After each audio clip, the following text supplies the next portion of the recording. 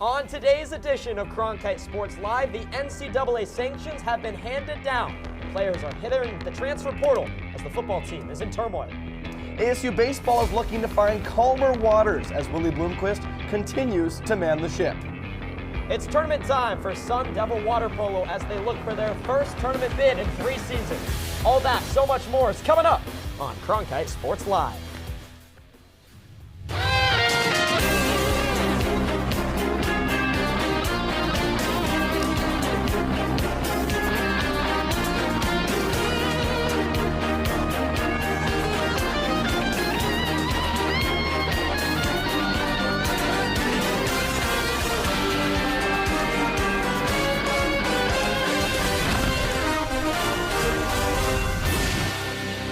Like the great Rebecca Black said, it's Friday, folks. You got to get down on Friday, and we're getting down with you here in Studio 6. I'm Riley Swenson, alongside the best golfer at Cronkite, Ben Paris. And Ben, as the kids say, we've got some tea. Riley, too kind. I wish I swung the golf club as smoothly as Scotty Scheffler does, but there was a lot of action in Tempe this week. Surprisingly, none of it happened outside my apartment on Lemon Street. Yeah, you got that right, but we have breaking news today involving Sun Devil athletics. We lead our show with breaking news from the NCAA this morning announcing mitigated Level 1 recruiting violations within the Arizona State football program during the COVID-19 dead period when the program was under the leadership of Herm Edwards. The agreed-upon violations between the NCAA, ASU, and 4 individuals who previously worked for the program includes impermissible in-person recruiting contacts during the COVID-19 dead period, recruitment indictments, and impermissible tryouts and tampering. In a statement this morning, Arizona State University President Dr. Michael Crow said, quote, "The COVID dead period rules were created not only for the sake of competitive equity, but for the safety and well-being of prospective and enrolled student athletes and their families. ASU is disappointed and embarrassed by the actions of certain former football staff members." Crow added that, quote, "ASU took quick and decisive action upon learning of potential violations and cooperated fully with the NCAA from start to finish in a way that the enforcement staff described as a model for all institutions to follow." Now, punishments for the violations will include 4 years of probation for ASU, a fine, the vacation of 10 victories from the 2021 and 22 seasons, scholarship reductions, other recruiting restrictions, plus the self-imposed postseason ban ASU observed during the 2023 season. The investigation that has spanned nearly 3 years is still ongoing, as 2 individuals are contesting portions of their cases with the NCAA, who will formally reach a decision once those cases have been completed. One of those cases reportedly involves former ASU defensive coordinator Antonio Pierce, who's now the head coach of the Las Vegas Raiders. Now, with some more ASU football breaking news, the announcement from redshirt freshman quarterback Jaden Rashada, who will enter the transfer portal after playing in 3 games and battling injury last season. Rashada said in a statement on social media Thursday afternoon that he's thankful for the time he spent at ASU, but now will seek the best fit for his career. We also learned just shortly before coming on air that wide receiver Elijah Badger, who had 135 catches and over 1,500 yards receiving in the last 2 seasons, will also be heading the transfer portal. This move comes at an interesting time for Arizona State after Kenny Dillingham said earlier this week that he hoped not to have to use the spring transfer portal. Yeah, right now, I mean, we kind of put together a team with a plan that the spring portal we didn't want to use it very much. I mean, depending on if guys leave our team, which I don't plan, I don't hope, knock on wood, that we have, exit. I think people want to be here. They love what we're building. They like what we're doing. Well, Kenny Dillingham may not have planned on using the spring transfer portal, but it looks like he's going to have to, with only 2 scholarship quarterbacks on the roster. WCSN football reporter Gabby Chernoff joins us in studio now. And Gabby, what's the bigger picture here when it comes to the transfer of Jaden Rashada? Because he was supposed to be the future of this program. Yeah, Ben, the future of the program, a really good way to put it. He was the number 6 ranked quarterback in his 2023 recruiting class. He only played 3 games last season, though, because of a knee injury, and a thumb injury this spring has actually prevented his full participation in spring ball. Now, like you mentioned, Sam Leavitt is going to be the other quarterback that's providing a lot of competition so far. They added him in, so that, along with his injury, has kind of complicated his role as competing for that starting quarterback job. So Levitt's playing really well. This could be another way of demonstrating ASU's NIL woes that have kind of plagued them for quite some time here in Rashada's departure. But so they're probably going to have to seek out another quarterback, as Bourget and Levitt are the only two other quarterbacks that ASU have on scholarship right now. But Kenny Dillingham wished him well on his way, had nothing but positive things to say about him as a player and as a person. Let's talk about Elijah Badger now. We just learned that he is entering the transfer portal as well, and that's someone that ASU was trying to design their pass game around. He's the star wide receiver. How significant is his departure, but also how deep is the wide receiver room? Are guys going to be able to step up, or are they going to have to go hunting for another receiver? Yeah, I mean, this is a guy, Elijah Badger, who was all Pac-12 honorable mention the past 2 years, 135 receptions in those 2 years and upwards of 1,500 yards. So unquestionably a really big hit, but they have a really deep receiver room to continue going. Troy O'Meara, he's an athletic specimen, 6'4", 215, very much a vertical threat, can hopefully get those numbers up in the receiving column. And then this is Elijah Badger here. He was the other guy in contention for the wide receiver 1 spot or the X receiver. When you get him out in space, he's really dangerous. So that's where ASU will feel his absence the most. And then you have Jordan Tyson, another really good receiver, led his entire team his true freshman season at Colorado in receiving yards. He's poised and looking like he's going to have that same kind of season. And then you have Melquan Stovall and Jake Smith, amongst others, who are guys who are going to be looking really good for the wide receiver room as well. So it seems like there's going to be some changes to the pass game and on the coaching staff as well. Former wide receivers coach Rashad Samples is out. He has a new gig at Oregon, but in comes Super Bowl 40 MVP Hines Ward of the Pittsburgh Steelers, now the newest member of the coaching staff in the wide receiver room. I know the players are excited about it. Yeah, Ben, I mean, this is a guy who brings a lot of playing and quite a decent amount of coaching experience as well. The whole reason his name was even brought up is because their football chief of staff, Matt Butterfield, knew him from his coaching time in the XFL. So Kenny gave him a call because Butterfield had nothing but good things to say about him. And he said the moment he stepped into his office, he just had this really infectious passion and energy about the game that's going to be really impactful for recruiting, for the players, and for the program. And Hines Ward sees this as a really good opportunity to prove to people that he can be the best at this. And that's the kind of guy that Kenny Dillingham wants on the field and on his coaching staff, guys who are obsessed with being the best. Ward also said he sees this as an opportunity to just be a blessing to these guys' lives, provide them with valuable wisdom for their time on the field and off, and create lifelong relationships with these players. Well, he'll have his first chance to coach some live action football next Friday night at the spring game, and we'll see who's on the roster next Friday night as well. Now, ASU baseball is on the road this weekend at UCLA with just 4 weekends, including this one, left in the regular season. Jaden Taylor is there, and he tells us what's at stake. Yeah, Ben, Sun Devil Baseball continues its 5-game road trip today at UCLA after getting run-ruled on Wednesday against Cal State Fullerton. ASU has lost 7 of its last 9, and not only are their postseason hopes on life support, the Sun Devils are battling just to make it to the Pac-12 tournament. At 7-11 in conference play, ASU is just a game ahead of these UCLA Bruins for the 9th and final spot in May's tourney. To open it up, ASU once again not see Thomas Burns in the Friday night role. The freshman will miss his 4th straight scheduled start while still dealing with shoulder tendonitis. Manager Willie Bloomquist noted this past Sunday that more would be known on his long-term status this week. However, nothing has yet been made public. His absence continues a whirlwind of a year for Sun Devil stars, who currently have a combined 9.37 ERA. The Sun Devils instead will hand it off to sophomore Ben Jacobs for his 5th start of this season. The UCLA transfer will return to Tinseltown for the first time as a Sun Devil. The Bruins come back home having lost 9 of their last 12, and much like the Sun Devils, have a pair of their weekend starters set as underclassmen. To take advantage of this young pitching staff, the Sun Devils will work off the hot bat of sophomore Kian Vu. In the last 14 games, Vu is hitting a staggering .452 with a team-leading 15 RBI and 4 home runs since being pushed as a primary starter. ASU will be dependent on his hot bat this weekend as the Sun Devils near the final weeks of the 2024 campaign. If things don't turn around quickly, the Sun Devils will be on the outside of the final 64 for the 3rd straight year. That outcome has never occurred in program history. Guys, Well, thank you for that, Jaden. And in case you haven't been following along this year, ASU baseball hasn't had the season they hoped for. The man in charge, Willie Bloomquist, has seen the ups and downs in the Sun Devil program. And our Max Cepeda sets out to sea for a historical recap of Willie's time as the skipper at ASU.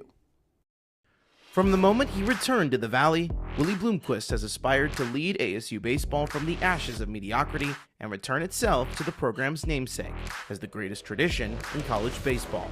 However, as he nears the end of his third regular season in the managerial chair, it is fair to say that his tenure has been anything but smooth, or in his words, there hasn't exactly been calm waters yet in my first 3 years, and it's, I quite frankly don't know what it's like to have calm waters. So right now I'm just kind of trying to, if we ever do get a man, it's going to be sunsets and martinis. That'll be kind of cool if we can get some calm waters. And when Bloomquist's voyage began when he took over after the 2021 season, the program was in a state of unprecedented struggle. It had endured 2 losing seasons in the past 5 years, a mark that accounted for 2 of the only 3 losing seasons in the program's 62-year history. Despite the challenges, the team remained resilient under Bloomquist's leadership. Bloomquist found rough waters, though, in 2022, after a 3-game sweep at home to BYU in Week 2 and 3 separate 5-game losing streaks. The Sun Devils were handed yet another losing campaign on the season, as Willie's squad went 26-32 and finished 8th in the Pac-12 Conference. However, in 2023, the tide favored Willie's squad, seeming like calm waters were ahead, thanks to a 5-0 start and 3 ranked wins. Nevertheless, a 2-7 record over their last 9 conference games forced ASU's hand and had them narrowly on the outside looking in of the NCAA tournament, with their arch rivals from down south securing the final spot. Now the Sun Devils appear to be embracing their rocky state as a program more than ever in 2024, perfectly shown through ASU's 5-game winning streak through the end of March, which was immediately followed by a 5-game losing skid. In the end, Bloomquist's tenure at his alma mater has been anything but smooth sailing, and it seems to be in a roller coaster state more than it ever has. For now, the Devils' chances at seeing sunsets at Martinis anytime soon is further on the horizon than they may have hoped. For Cronkite Sports, I'm Max Cepeda. CSL team coverage on the road continues now with ASU softball down south in Tucson, hoping to pick up a Series W in a rivalry matchup against the Cats. Jake Sloan and Parker Perrell get us ready for the weekend series. Thanks, Ben. We're here in the Dirty T for the final Territorial Cup in Pac-12 history in Parker. ASU entering this game on a 7-game losing streak after losing yet another game on Tuesday to GCU. Yeah, Arizona State finds themselves in a 7-game skid, and the biggest problem for them has been defensive inconsistencies, where sometimes their defense, it plays up to par like we saw in the final game of the Stanford series, holding the Cardinal to 1 run off 4 hits, and then in the series finale against Utah, holding the Utes scoreless through 6 innings. The only problem is when their defense plays well, their offense, it tends to not cooperate with them, and sometimes Arizona State's defense, it doesn't play up to the standard like we saw in the first 2 games of the Utah series, where Utah had 19 combined runs off 26 hits in the first 2 games. And speaking of inconsistencies, Jake, Arizona State, their lineup's been pretty inconsistent, hasn't it? Yeah, Parker, head coach Megan Bartlett has been experimenting with many different lineups here in conference play after losing outfielder Yaya Acuna to a leg injury that will keep her out for the rest of the year. And that left Coach Bartlett with a gaping hole at the top of the lineup. But in these past couple weeks against Utah and Stanford, she's found that Augie LeClaire, Kelsey Hall, and Kayla Lissy, who have been great for her the past couple weekends. But that bottom of the lineup is still looking to pick up the slack, something that Bartlett is hoping that they can do here in this series. A win here would be huge for the Devils to end this losing streak and head into the last 2 weeks of the season at Farrington on a high note. First pitch in Tucson at 5 p.m. Megan Bartlett's squad desperately needs a win here to get back on the right track in conference play. Back to you guys in Phoenix. Jumping into the pool now, ASU Water Polo is gearing up for postseason play as we take a look at the most recent result and what is ahead with the conference tournament that will kick off next weekend. To get us up to speed on where the team is at, we welcome in WCSN Water Polo reporter Jacob Brooks. And Jacob, with the regular season officially in the books now, how did the Sun Devils fare down the stretch? Yeah, Riley, the Sun Devils closed out the season hot, going 7-3 over their last 10, including putting together 3 impressive ranked wins over number 14 Indiana, number 17 San Jose State, and number 19 Harvard. ASU's 3 losses are nothing to scoff at either, as they all came against top 5 teams in Cal, Stanford, and USC. All 3 were decided by less than 5 goals, with the 1-point loss to Stanford and Palo Alto being the Cardinals' closest margin of victory at home all season long. In that 10-game stretch, the Sun Devils shined against non-conference opponents, going 5-0 with an average margin of victory of 9.6 goals per game. ASU as a team was only held to single-digit goals twice during that stretch, so the squad's rolling heading into the postseason. And obviously, you can't talk about ASU water polo season without talking about the dominance of Lutza Petovari. How can you put into words the season that she had? Yeah, Riley, 100%. Petovari's season has been spectacular. In fact, this season, Petovari's made a very strong case for the best season in collegiate women's water polo history. The Sun Devils play in the toughest conference in the nation in the MPSF, and this year she set a new conference single-season goal record with 120 goals in just 29 games.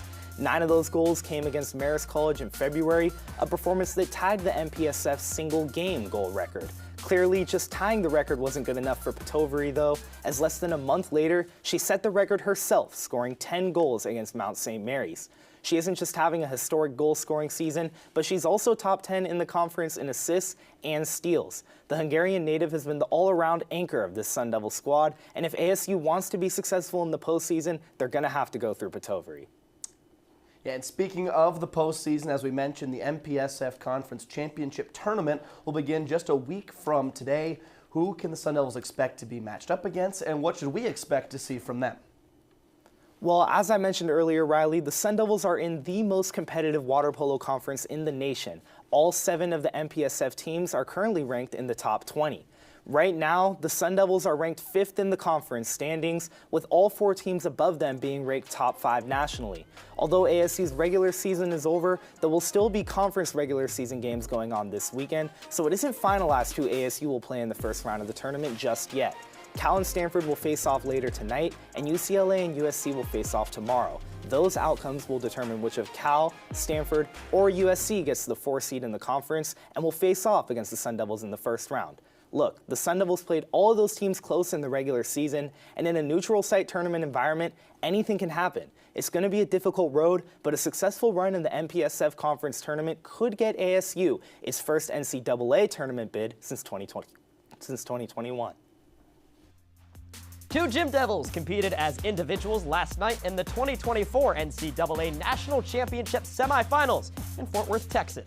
Anaya Smith capped off her sensational career as a Sun Devil by becoming the program's first-team All-American since 2010, thanks to her tied for second place finish on the vault, where she scored a 9.9375. Also joining her at Nationals was Jada Mangahas on the bars, scoring a 9.875 to finish tied for 15th in the nation. Marina Williams has more on the season it was for ASU Gymnastics. The Gym Devils' final season in the Pac-12 is officially over, and it included ups and downs along with a wealth of achievements and milestones that could give hope for their future in the Big 12. ASU's season started slow, including a 195-75 at their season opener. ASU hit its first 197 of the season in Week 5 against Cal in Oklahoma, posting a 197-25. Other highlights include an upset win over UCLA, a win over national semifinalist Stanford, and a 197-6 scored on senior night. The Gym Devils qualified to NCAA regionals, where they entered unseeded and upset UCLA yet again, knocking them out of contention for progression into the postseason. Despite ASU not moving past regional finals, seniors Jada Mangahas and Anaya Smith qualified for nationals as individuals on bars and vault respectively. Smith tied for second overall on vault, while Mangahas ended her season with a solid 9.875. Looking ahead into next season, ASU is bringing in 2 ranked recruits. 4-star Jenna Timmons from Calgary and 3-star Nina Laredo from Texas. There's more to look forward to for ASU, with Mangahas, Sarah Clark, and Emily White all coming back for 5th years. Sophomores Kayla Lee and Kimberly Smith will be expected to play bigger roles, along with current freshmen Hallie Gregoire and Lilia Perler, who all may help recover the 9 of 24 routines that ASU will be losing. The team has a lot of potential moving forward to pose a threat to the other schools in the Big 12. For Cronkite Sports, I'm Marina Williams. This past weekend, golf was in the air as Scotty Scheffler cruised to his second green jacket at Augusta National. But there was another dominant performance on the links right here in our backyard. As you can see on your screen, Preston Summerhays and ASU Men's Golf were firing on all cylinders. And WCSN golf reporter Sam Goodman has the details. Arizona State men's golf flexed their home course advantage last weekend at the Thunderbird Collegiate, going back-to-back for the first time in 5 years. The Sun Devils dominated, winning by the largest margin in the event's history at Papago, leaving the field in the dust by 28 strokes. Near-perfect putting from the Sun Devils helped them to pull away on par 4s and 5s, shooting 18 and 25 under respectively.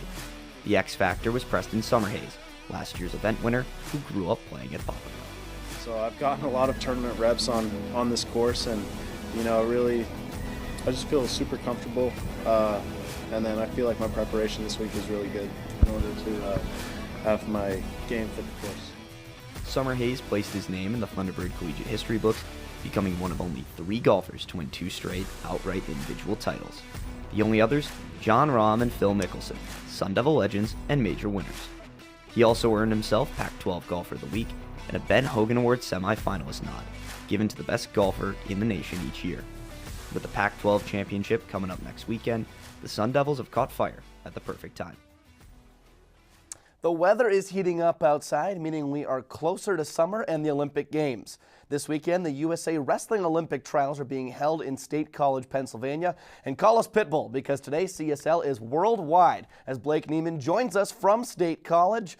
And Blake, what can you tell us about current and former Sun Devils competing and how they stack up with the other competition? Yeah, Riley, it may be warm in Tempe, but it's pretty chilly here in State College around 8 p.m. local time right now.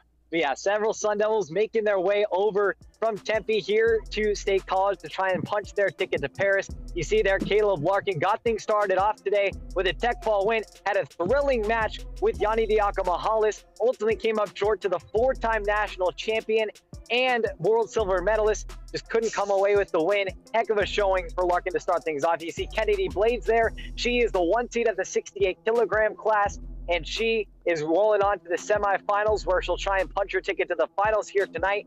And then you look at Zahid Valencia and Colton Schultz. Both of those guys aren't going to be competing until tomorrow, as Valencia, a 2-time national champion at Arizona State and a bronze medalist over at the World Games last year. He'll await the winner of tonight's semifinal win. And then Colton Schultz, he's one of the best in the world, won the Greco-Roman Athlete of the Year just a few minutes ago inside the Bryce Jordan Center. And he has an auto bid into the finals where he will have to win 2 of 3, likely against Adam Kuhn, who Kuhn beat Schultz back in the last Olympic trials in 2021. But since then, Schultz has gotten the better of Kuhn, winning 2 of 3 at Final X last year to advance to the World Games, and then beat Kuhn again at the Senior Nationals earlier this year. So lots of Sun Devils in action here in State College, trying to punch their ticket to Paris. And Blake, all of the ASU wrestlers, along with many others, will be representing the Sunkist Kids Wrestling Club, which will be shut down upon the conclusion of this year's Olympics after nearly 50 years of operation. How can you describe the impact Sunkist has had on the lives of ASU wrestlers and beyond? Yeah, Riley, it's really hard to put into words the global impact that Sunkist has on the world of wrestling. It's truly an incredible club. Art Martori founded the club back in 1976. And since then, it's grown to one of the greatest wrestling clubs in the world. Sunkist has produced over 100 world and Olympic medalists, including 67 Olympians, and 29 of those have medaled. 12 have reached the ultimate pinnacle of a gold medal hanging around their neck. Sunkist ranks 11th among countries and world and Olympic medals, not clubs, but countries. It's like its own nation of success. And they also rank 7th in world medals alone. It's truly hard to describe the impact that this wrestling club has had on the Valley and beyond. It's truly a global organization that will be dearly missed by the ASU community and the entire wrestling community. All right, Blake, enjoy the wrestling this weekend and maybe see if you can get in there. You're looking pretty buff, my friend. Thanks, Riley. Appreciate the comment. Let's recap things that happened this week at Arizona State University. The quarterback, point guard, and goaltender all transfer. Financial analysis reveals you have the largest budget deficit in the Pac-12, which is over $43 million. And why not add in football sanctions that will affect recruiting for the next 4 years? What's funny to me is that the social media post from a departing athlete always sounds the same. Thanks ASU, my coaches, and teammates for the memories. It's not you, it's me. And with that being said, it's time to move on. But as I've learned through personal experience, a person can only hear that so many times before they start to wonder, what gives?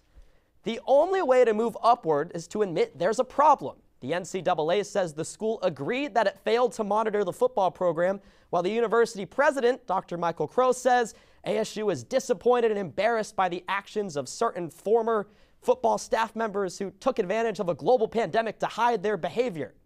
Someone has to take accountability here. Ray Anderson, Herm Edwards, and company messed up bad. And just because they're not here anymore doesn't mean someone has to take responsibility for what happened. Is it fair? Of course not. Nothing's fair in college sports these days. In fact, what stops me from just getting up and leaving? But that's the way it is. All right, we're going to top plays now as I'm now a one-man show like Lightning McQueen. And speaking of a one-man show, Nick McLean in right field dives and makes the grab. How about that? Unfortunately for ASU, though, they would lose 10-0 to the Utes on Friday. Back out to the Lynx. We showed it to you earlier. There's Preston Summerhays finishing off his round and his championship. Him and the team both glided to victories this past weekend. Things you absolutely love to see. As we move into number one, back to the diamond we go. Not one, not two, but three ASU home runs to lead off the first inning. There's Ryan Campos trotting around the bases. Next, you're going to see Kian Vu. He joined in on the party. He'll be capped off by Jacob Tobias. But unfortunately, ASU would again lose 11-5, but the bats were showing out in the first inning. As you can see, there it is, Tobias, a little whammy into right field. But once again, ASU baseball, not the weekend that they were hoping for. Well, clearly, I guess, Ben, the Shadur Sanders didn't get the DM because you're back. We must have offered a good NIL package for you. It turns out I wasn't Louis, and after further consideration, I've decided to take my name out of the portal, and I think I'll see you again next week. All right, we're happy to have you back. Speaking of next week, make sure to tune in to the season finale. But for today, that's all the time we have here on Cronkite Sports Live.